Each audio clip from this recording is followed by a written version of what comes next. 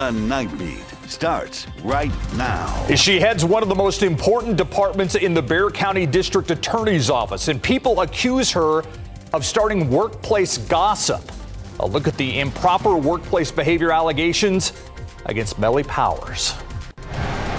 You guys had 10 repeat violations. Have you guys made the corrections on that yet? Yeah. Okay. Convenience store with a long list of violations. That man said they've all been corrected, but Tim Gerber found something that still hadn't been done when he takes us behind the kitchen door. But first, tonight we start with breaking news. The Senate has passed the debt deal. Yeah, you're looking live at the U.S. Senate now, where lawmakers have passed the bipartisan debt ceiling bill. Senators have spent the last few hours considering 11 amendments to the original legislation. All of those amendments failed. Now, the bill passed the U.S. House last night, so now the bill is going to head straight to the president's desk. We break down everything in that bill right now on KSAT.com. In other news tonight, a man is in jail tonight accused of sexual assault. Yeah, this is him. He was walked in front of our cameras just a few hours ago. This is 18-year-old Tejan Brodus.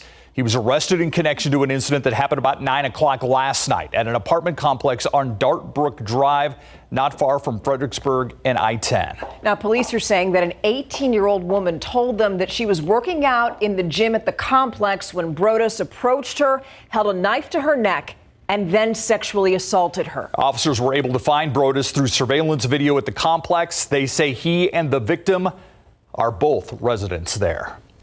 A man is dead tonight after a motorcycle crash. It happened about 5 o'clock this afternoon on Nagalito Street near Division Avenue. That's where police say a pickup truck driver backing out of a parking lot when the motorcyclist slammed into that pickup.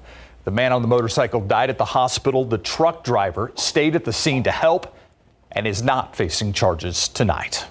A San Antonio police officer in trouble after his ex-girlfriend says that she found a hidden camera in her home. We're talking about 32-year-old Andres Puente. Deputies arrested him yesterday, and according to the arrest affidavit, the woman found the device hidden behind a desk. Bexar County Sheriff's deputies also say they found 33 hours of footage that included the woman and her young daughter partially dressed. SAPD says that Puente is on leave during that investigation. She is the top prosecutor in the Bexar County District Attorney's Family Violence Division. It is one of the agency's biggest units and arguably its most important. We're talking about her. Yeah, but Melly Powers has also been called a constant source of office gossip. KSAT Investigates Dylan Collier breaks down the allegations of improper behavior in the workplace that just won't seem to go away. So help me God. So help me God. One day after being sworn in for his first term as Bexar County District Attorney, records show Joe Gonzalez tapped veteran prosecutor Angelica Melly Powers to be his Family Violence Division chief. She previously worked there under different administrations. The move happened so swiftly, Powers' new hire paperwork has the previous DA's logo on it. Gonzalez, now in his second term, told KSAT his staff wasn't able to see the personnel files of DA employees until he had officially taken office. We didn't have access to any of those documentations until we walked in January of 2019. We might see Powers' previous tenure with the DA's office ended unceremoniously in early 2017. She resigned 2 weeks after the then head of special crimes, Jim Wheat, authored this scathing 4-page performance improvement plan for Powers. It includes a wide range of criticisms of Powers' strategy in the courtroom and her behavior in the workplace. The document shows Powers agreed to a finding of not guilty by reason of insanity in an aggravated assault of a family member case without discussing the move with her supervisor or more experienced prosecutors. It told her to be a leader instead of simply giving orders and claimed she actively looked to avoid trial. Quote, every defense attorney knows that Melly will not go to trial. Lastly, it called Powers a constant source of office gossip to the point it was interfering with her work focus.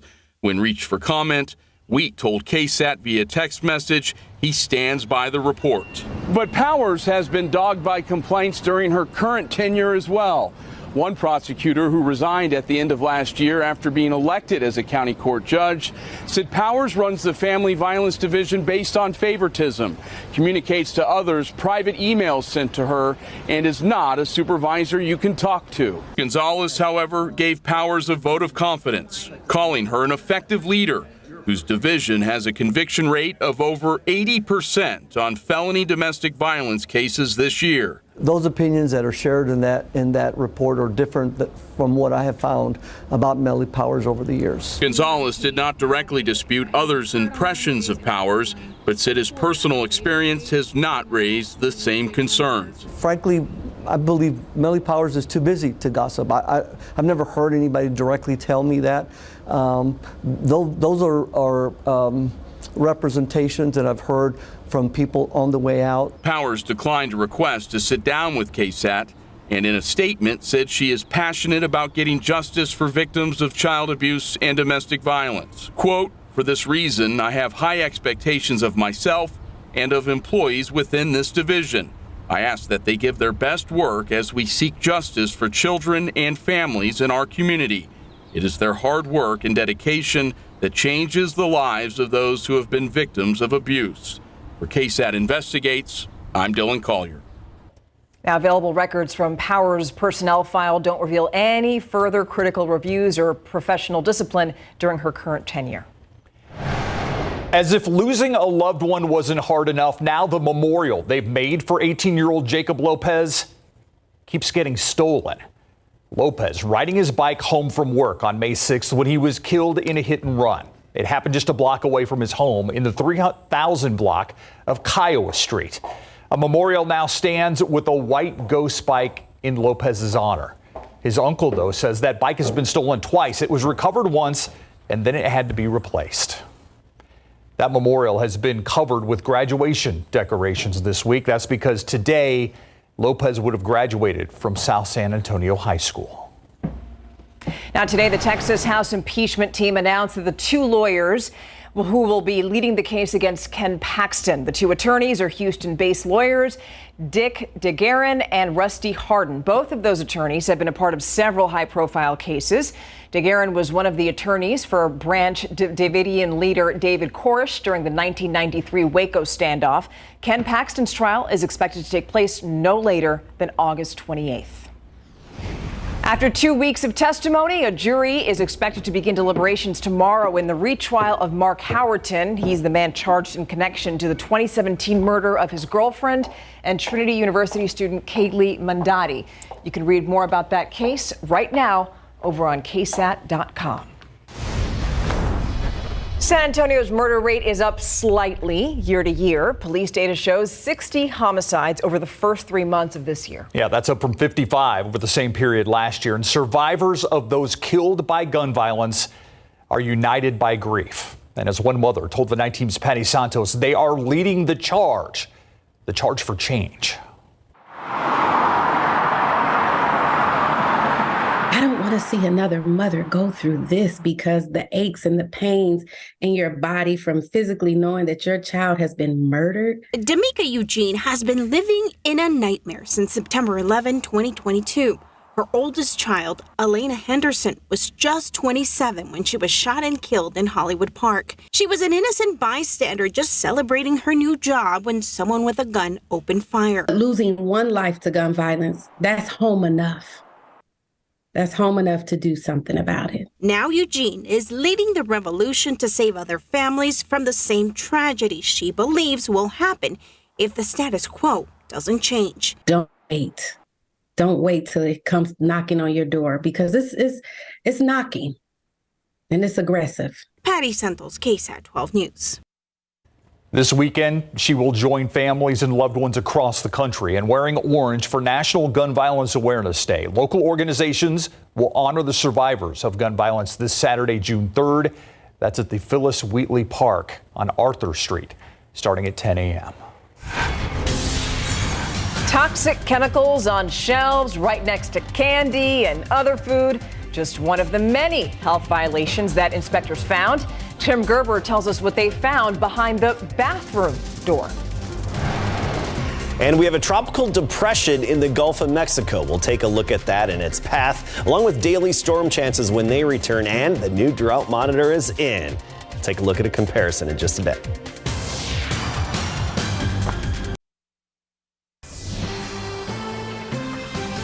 It is a convenience store that's racked up numerous health code violations, including 10 that were repeats from a previous inspection. The Night Team's Tim Gerber stopped by the business to find out if they've fixed the problems behind their kitchen door.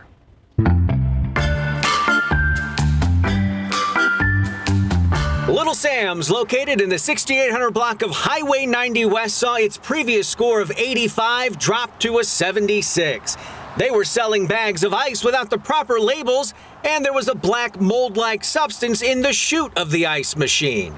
Raid, nail polish remover, and bleach were all found on shelves right next to granola bars and candy.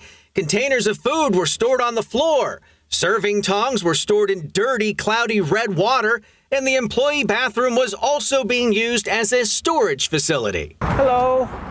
I'm with KSAT 12. Can I ask you some questions about your recent inspection? I dropped in this week to see if corrections were being made. You guys had 10 repeat violations. Have you guys made the corrections on that yet? Yeah. Okay. While he says all the violations were corrected, I noticed they did not have the current health inspection report posted as required by Metro Health. Well, you are supposed to have that posted. Taqueria Guadalajara in the 1600 block of Southwest Military Drive earned a 74 and a re-inspection. They had to throw out food that wasn't properly cooled. Raw foods were stored above ready-to-eat foods.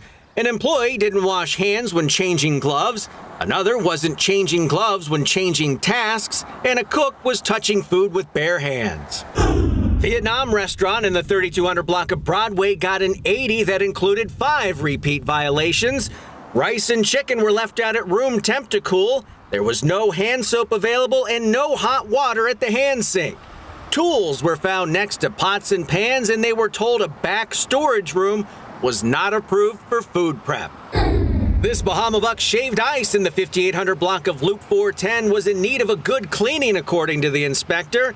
They got an 86. Unsanitized wet blenders were stacked on top of each other near the prep area. Hot water wasn't hot enough at 2 sinks. Bags of sugar were on the floor and the ice cream wasn't covered. A detailed cleaning was needed to remove syrup splash on walls and equipment. A re-inspection was ordered to make sure the hot water was fixed and that the business was cleaned. For BKD, Tim Gerber, KSAT 12 News. As we head into June, want to recognize the beginning of Pride Month. There are several events planned around San Antonio throughout June. That includes Pride Night tomorrow night at the Social Spot on Broadway. The free event hosted by the Alamo Area Resource Center. It's open to those 21 and older. Starts at 6 o'clock. You can look for updates on Pride Month events at KSAT.com. And now we have to talk about the Scripps National Spelling Bee because it has a new champion. Florida 8th grader Deb Shaw won the title earlier tonight with the word Samophile. If you want to know the correct spelling of that, it's right at the bottom of your screen. It's P-S-A-M-M-O-P-H-I-L-E. That's an organism that prefers or thrives in sandy soils or areas. But congratulations to Deb. So when you're at the beach, look out for the Samophile. Exactly. Okay. That's how you're gonna. That's how you're gonna say it. I can't wait to pull that out. All right. By the way, I want to mention something about our wardrobes for Adam Caskey and I tonight. We're wearing purple ties. Purple is the official color of the Alzheimer's movement, and June is Alzheimer's and Brain Awareness Month. So, certainly something that affects all of us. Mm-hmm. Mm-hmm. It does. And I want to start with some good news here weather-wise. The drought monitor, it's issued every Thursday. I've been building it up a little bit, over the last few weeks. Yep. And we've had some marked improvements over last week, but I really want to focus on the changes from May 1st to now June 1st. So we're going to go back to May 1st. Didn't look good, right? Did not look good for most of us. But now, get ready for the new and improved drought monitor. Oh, yeah. Take that, drought. Let's do it again just for fun. Why not, right? This is exciting.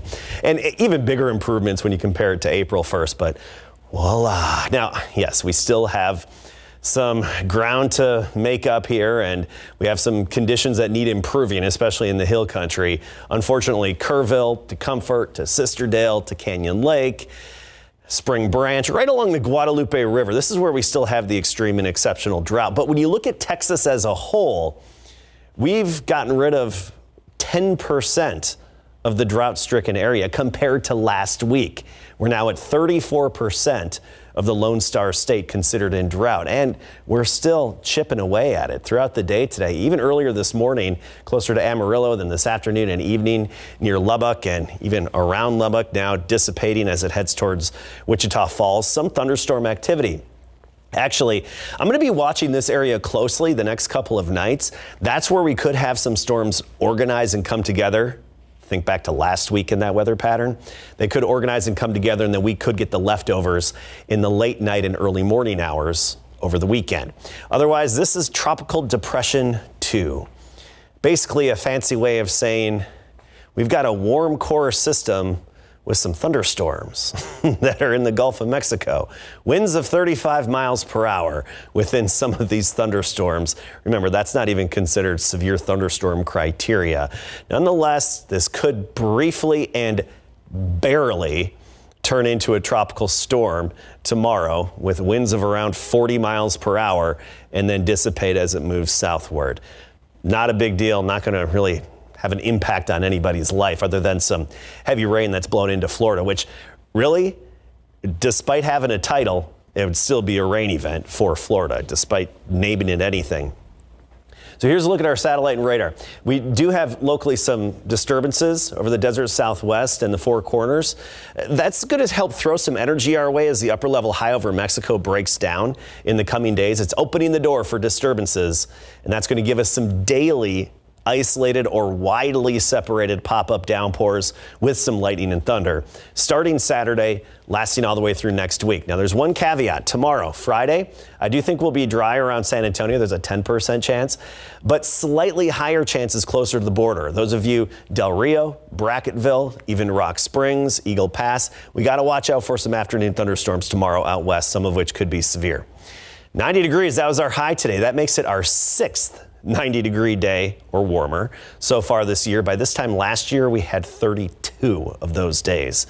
Our record high 101, which shows you our potential. Right now we're at 80. Dew point is 67. Of course, we feel the humidity. We don't get breaks from the mugginess this time of year. We don't see big temperature swings this time of year unless you get a big gully washer, but 71 degrees in the morning, 10% chance of a stray isolated shower, then partly cloudy and right near 90 in the afternoon. As I mentioned before, closer to the Rio Grande, we got to watch for some thunderstorms tomorrow afternoon and tomorrow evening. If they develop, they do run the risk of being strong to severe.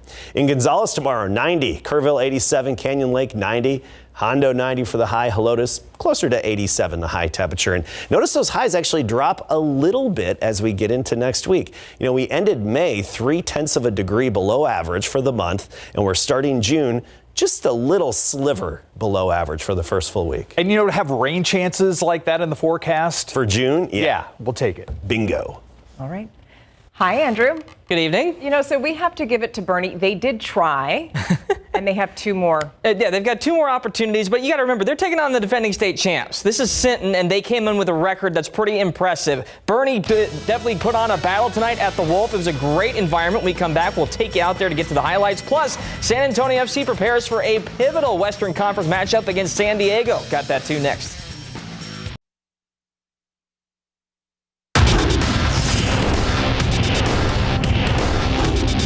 I think in the finals there is no favorites.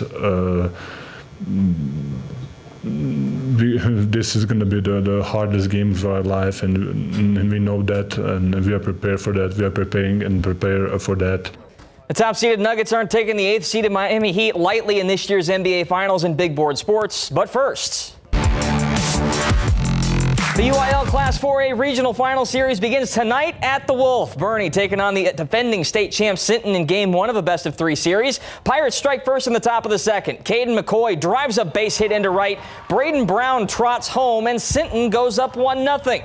Bernie has a great chance to answer in the bottom of the fourth. With 2 outs in the inning, they work the bases loaded. Cale Blaylock draws a walk. Hut Hendricks scores, and we're tied at 1.